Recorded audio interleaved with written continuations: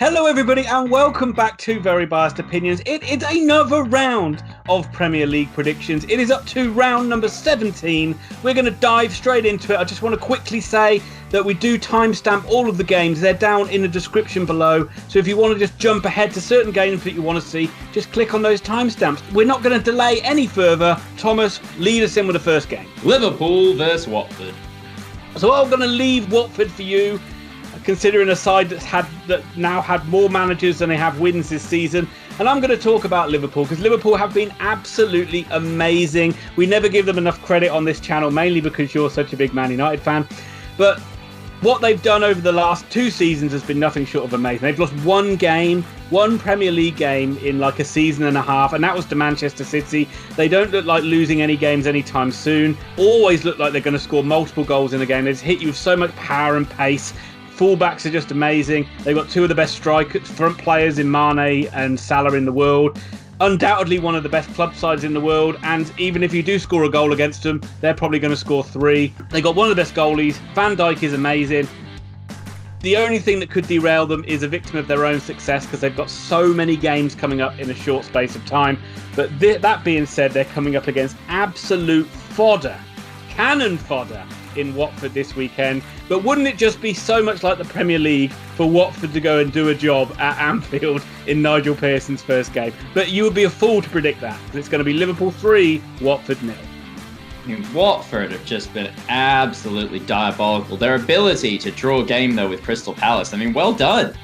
Honestly, well done. I mean, you came and you didn't concede. This team is just absolutely garbage. And this Liverpool team are like my championship manager side in every league I've ever played. We don't lose games. Yeah. We don't lose any games. We win the league at a canter. We won it in freaking, February 14th. That's when Liverpool are going to win the league this year, because they'll already be on 80 points at that point. I mean, Jesus tap dancing Price. Watford, you are in for a mauling. Did you go 3-1, Ian? 3-0. 3-0. Yeah, forget about that. 4-0. Because this team absolutely diabolically bad. Tom, any comment on Nigel Pearson coming out of the cold to manage for the first time in? I mean, like, I suppose they could have. No, they could have picked anyone at this point. Like, you and me could have been the management team there. It won't make a difference. Nigel Pearson, he seems like the sort of pick that even if it goes badly, people want to hate him anyway. So, Watford. I actually am interested to see how he does, because he did a good job at Leicester and laid a lot of the foundations for that championship winning side. It was only because his son made a fool of himself in Thailand that kind of meant that he had to leave the job. He hasn't had any success anywhere else either. Well, but still, let's see what happens. Success will be winning a game at Watford. That's all it takes. Burnley versus Newcastle. Burnley, what in God's name happened to you this week? I mean, Jesus. 5 goals conceded. This is the most un-Burnley-like performance you can imagine. But they're coming up against Newcastle United, who are unadulterated fucking garbage. Garbage. You heard me right, Geordie fans. You guys are a waste of space. Sean Dyche, the Duchess, who will be at Arsenal soon because they can cycle through as many managers as they want. None of the ones they're talking about know how to coach a defensive team. Anyway, Burnley are going to win this game. They're going to beat Newcastle at home 1-0.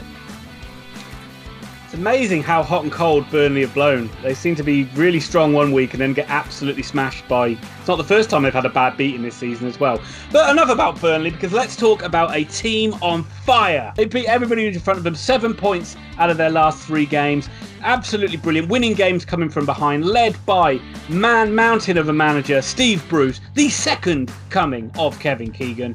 Yeah, honestly, I will love it if we beat I want to talk about them. one of their players, Martin Dubravka. Martin Dubravka, one of the best goalkeepers in the Premier League. I think his performances over the last few games have certainly one of the reasons why Newcastle have won games. I think if he wasn't in goal, they probably would have lost all 3 games, I reckon. He's been absolute revelation for them. And because of that, I am backing Newcastle to win another game here at Burnley. And they're going to win 2-1. Chelsea versus AFC Bournemouth. I'm going to steal Bournemouth from you because I am actually a bit worried about them. Their injury list is absolutely insane. It's no reason they're on such a bad run, and I don't normally like injuries as an excuse, but they've got 10 players out injured, and all 10 of those players are pretty much first teamers. They lost Ake at the weekend. Their defence is in absolute tatters. Everybody that you would think is an influential player for them seems to be out for a long term as well. And let's say, for example, they lose Howe to maybe Arsenal or Everton. Whew, it could be I don't know, they could really find themselves in an absolute relegation fight this season. I don't see them picking up any points in this game either. Eddie Howe, got to get to January and spend some cash, or even if you're not there, whoever's there, you've got to spend some cash, because you're going to lose to Chelsea in this one, I'm afraid. It's going to be Chelsea 3, Bournemouth 0. Neil, you don't suspect the team can score on this Chelsea side. This Chelsea side with Kepa, who literally just gave the ball to a player 25 yards out of goal. And then even when his defenders got back, they just seemed to keep tripping over themselves in the getting back of it, that they got a goal out of it. This Chelsea defense has fallen apart in the last couple of weeks, and I'm not really sure what's happened. It is a very young team that seems to be built very much on confidence. I talk constantly about how much I like watching them play. But all of a sudden, defensively, they seem bereft of confidence. Came up last week against an Everton side that had to play well. Everton did play well, but it felt more like Chelsea gave the game away and Willian chose not to score goals than Everton won it. This week, against a Bournemouth side who, irregardless of the injuries, have played terrible football. I mean, like, the hard work that used to epitomize an Eddie Howe side is just non-existent right now. I'm genuinely quite worried for them as well. They have money, right? There's no doubt they have money. They never spend anything. They're a Premier League outfit for 3 or 4 years. There is money in the bank somewhere. They do need to sign some players, because this is going to be an absolute mauling. It's going to be 4-1 to Chelsea. At least you're going to get one. I mean, I can't see this Chelsea side not conceding. It's unheard of. Unprecedented scenes. Leicester City versus Norwich City. Well, I think I'll take Leicester City from you here in. Do you know that they have a higher goal difference right now than Liverpool? And they've actually conceded less? Kasper Schmeichel, the second coming of Peter. Who knew? Except, everyone that got the same last name. Not Peter, that's for sure. They've won almost as many games as Liverpool have. It's an 8-point difference between them and Liverpool, and truthfully, looking at the two teams, it's probably bigger, but they are the only team currently matching pace with Liverpool.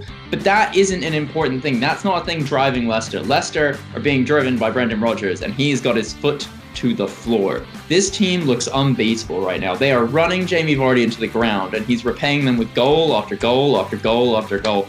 Damari Gray sits on the bench, and he's probably one of the more exciting English wingers out there at this point. It's an insane team. In contrast, Norwich are a dumpster fire. I don't know. Pick some sort of fire. Pick some sort of box. You know what they are? They're a bag of flaming dog poo is what they are. And it's on your doorstep, and you have to deal with it week in, week out. But it's all you've got. Lost to Sheffield United last week. They're near the bottom of the table. They look just about as bad as Watford. And this week, Leicester are going to pummel them. It is going to be Leicester City 3, Norwich City 0. Yeah, that Leicester game of Liverpool on Boxing Day, that is looking like it's going to be a huge game. If Leicester can win that, then all of a sudden it does become interesting again. You made a classic mistake the other week in predictions. You actually backed against Leicester. You did the whole thing of when they won the Premier League, and everyone was like, they're going to fail, they're going to fail. They just don't. They keep on rocking. Norwich City, you've gone through your little patch of playing well, and you hardly got any points to show for it. I think you got like one win, but you're letting Leeds slip. You couldn't even put Arsenal away. You took the lead against Sheffield United and you let them come back and win 2-0. That's not shameful because they haven't lost an away game. But you've got to start picking up these wins. You're not going to pick up a win here though. This is damage limitation, and I also see Leicester running rampant. I have to match your score. I've gone for a lot of big home wins so far. 3-0 Leicester. Sheffield United versus Aston Villa. And Ian, before you can say it, here's a picture of Chris Wilder falling over on Oxford on the playoff final. Yeah, well, you stole it from me because Sheffield United have been absolutely amazing. Unbeaten away from home. Nobody would have predicted them to be this good. People before the start of the season called them just a long ball side. Clearly knew nothing about what Chris Wilder's done at this club. Just a hard-working side that's playing brilliant football. They never seem to run out of energy. They seem to be in a game for the whole 90 minutes. Even they've shown in the last few games that they can, even when they're down, they can come from behind and score. I think the only side they've lost to recently is Newcastle, but there's no shame in that because Steve Bruce is amazing. And Villa are playing well, but they're not playing well enough to beat a Sheffield United side. And I see Sheffield United getting another win. I think they're going to win 2-1. Do you remember the beginning of the season when all you would do was talk about all the Oxford United connections, and they've actually played so well, they seem to have beaten that into the back of your brain almost? Well, I was going to say about George Baldock scoring, but I decided not to. No, good for you. I'm proud of you, because Oxford United are garbage. We'll talk about that in the League One video. In this video, we're going to talk about the fact that Sheffield United won again this week, beating Norwich. They are now 18 points from the proverbial safety of 40 points, and there's still 22 matches to go. They have to play relegation-style football to the end of the season to just stay up. This team is nothing short of that revelation that always comes up from the championship and somehow plays better football than everyone else. They are a joy to watch with the energy they have. They don't play 12 men at the back the entire time. They do actually look to get out. They play a bit of football. They're fun to watch. Aston Villa got absolutely manhandled this week, 4-1, and that just seems to keep happening. They get close games everywhere else, and then they'll come up against a big boy who's feeling it, and it will just be a train ran on them. I've got Sheffield United to win this. It will be much closer, but I still don't see Villa winning. I got 2-0. Okay, everybody, we're halfway through now, so we're just going to take a little break, and we're just going to say, if you like this video, please give it a big old like. It helps us out so much on the battle to try and get views on YouTube. And also, if you like the content, please consider subscribing to the channel. We are trying to get 1,000 subscribers by the time Christmas Day hits. And remember, that is the 25th of December this year. And also, our videos are always in association with Grandstand Bettors. If you have not been over to Grandstand Bettors website yet, what are you doing? You're just purposely not wanting to win yourself some money. They are superb tipsters. You'll be like £200 up over the course of a year if you back their daily tips, as opposed to mine and Tom's daily tips, where you don't even want to know how much debt you would be in. So go over to Grandstand Bettors and check them out. And that is all of our grandstanding and hot dogging out of the way. Let's get back to predictions. It's Southampton versus West Ham United. West Ham have been terrible. Southampton have been worse, and yet they're only separated by a point. But this West Ham side are hands down better. Hasenhüttl doesn't know what to do. Hasenhüttl? I don't even know how to say his name anymore. He'll be gone soon, as will the vampire Pellegrini. I have got West Ham shading this 1-0. When Southampton took the lead against Newcastle, I was actually thinking, like, have Southampton done this rare thing where their manager looked dead and buried and they've actually somehow turned it around and he stays in a job? And the answer is absolutely no. Hasenhüttl is finally, hopefully, able to escape from that cesspit of a football club.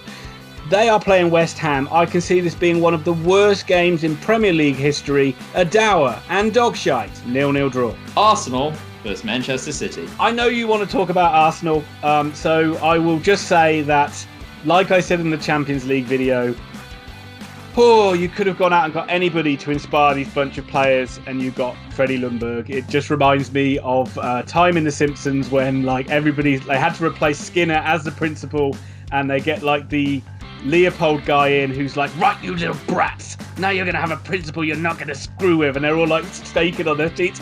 It's your new principal, Ned Flanders.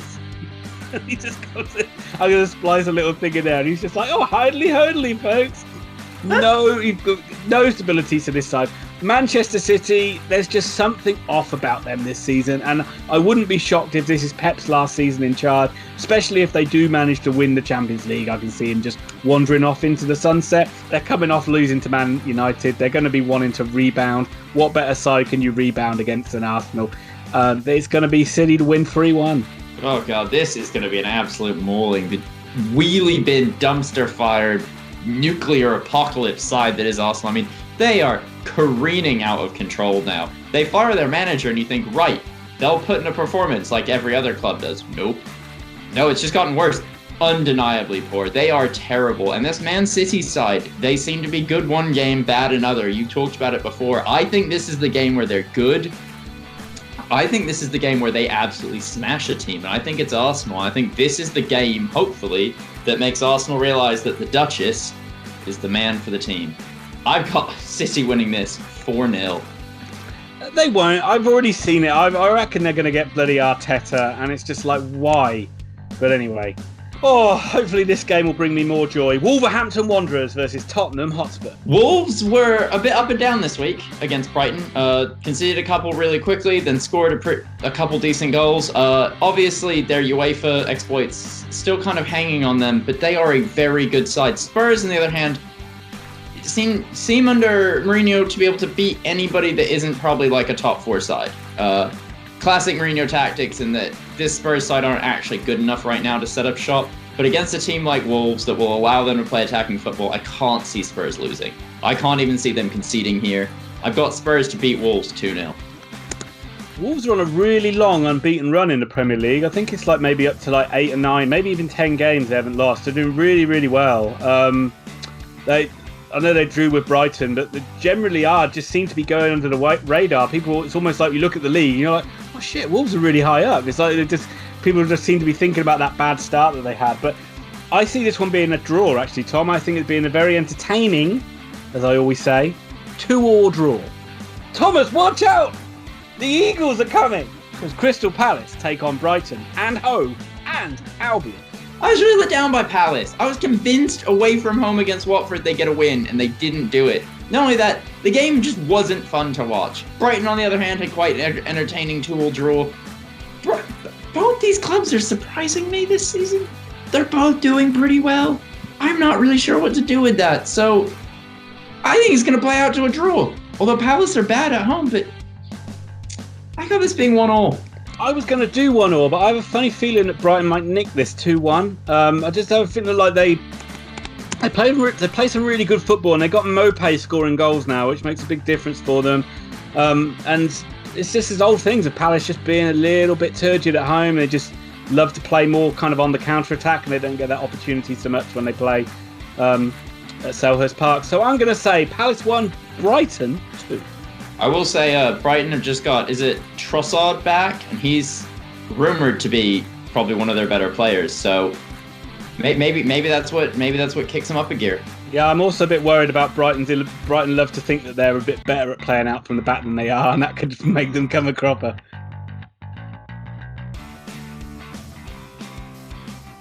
Finally, we get to something worth talking about. Because what a week this team has had. And it's time for the main event. Manchester United versus Everton. Big Dunk and Ollie are going to have an arm wrestle on the side of the pitch. And to tell you more about it, here's Thomas.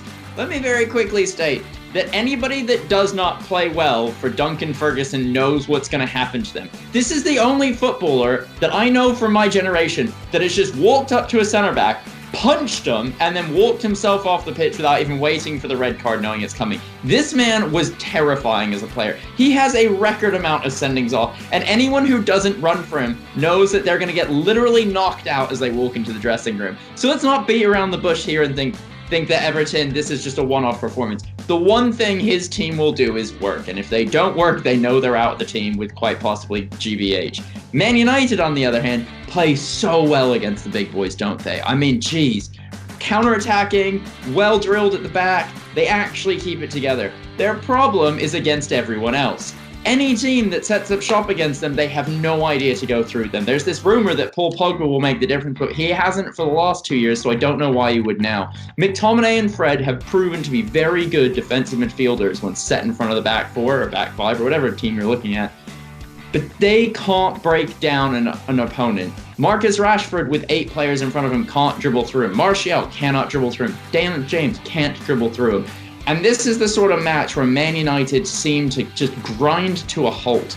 It's like the German invasion of Russia and you hit the mud. I mean, it just becomes sloppier and sloppier, and all of a sudden you're just kind of stood there and no one's moving. That being said, Man United beat Man City, and I was absolutely buzzing because it was a fantastic result, and anything that makes Pep Guardiola sad makes me happy. So, back to happy, Thomas. Back to Man United being predicted to win. Man United 2, Everton 1. Yay! After Man United drew to Aston Villa, I get the feeling there was a load of people that couldn't wait to see them lose to Spurs, see them lose to City. Pochettino's right there! So they could just kick that dog while it was down. probably pretty much the same with Everton. It's two sides that have had... Man United had a wonderful week. Everton had a really good result coming off being humiliated against Liverpool. I can see this one. I could actually see this one being a draw. Let's not also forget Duncan Ferguson, I think, also beat up an armed robber in his house. I kind of want to play for this guy, don't you, though? Like, you know that he will give you every inch of his being and then 10%. Yeah, and again, you've already summed it up, saying Man United do tend to struggle in these games, and Everton are a bit rejuvenated, so I think it's going to be a 1-1 draw. Whew, these videos get longer and longer every single week, don't they? But then again, we finally got to the end of it. We hope you enjoyed it. If you did enjoy it, obviously give it a like and think about subscribing to the channel. And also go and check out Grandstand Bettors to win yourself some dosh. Thomas, do we have anything? How can we possibly have anything else to add? We don't. If you're looking for detailed football analysis, you're probably in the wrong place.